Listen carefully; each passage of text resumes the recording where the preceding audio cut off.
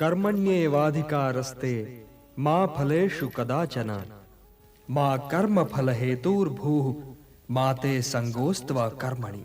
किंतु निष्काम कर्म कैसे संभव है वासुदेव? फल का ज्ञान ही तो कर्म करवाता है, और यदि दृष्टि फल से ही हट जाए तो कोई कर्म करेगा ही क्यों? कोई कर्म इसलिए करेगा पार्थ कि कर्म के बिना तो जीवन संभव ही नहीं।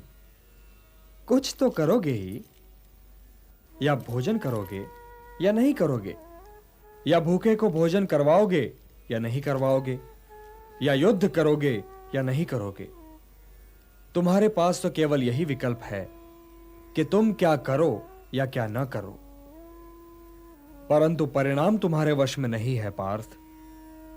कर्म फल तुम्हारे वश में नहीं है। तुम्हारे अधिकार की सीमा इस विकल्प पर समाप्त हो जाती है कि तुम युद्ध करोगे या नहीं करोगे, किंतु युद्ध का परिणाम तुम्हारे हाथ में नहीं है। यदि तुम विजय चाहो भी तो यह आवश्यक नहीं कि विजय तुम्हारी ही हो जाए, तुम्हारी पराजय भी हो सकती है।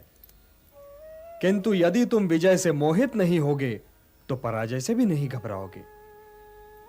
यदि तुम ये सोचो पार्थ कि चाहे विजय हो चाहे पराजय, किंतु तुम तो केवल इसलिए युद्ध कर रहे हो कि युद्ध करना तुम्हारा कर्तव्य है, तो विजय के सुख या पराजय के दुख का प्रश्न ही नहीं उठता।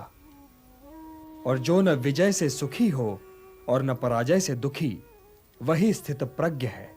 इसलिए हे पार्थ, कर्म के प्रतिफल की चेष्टा न करो।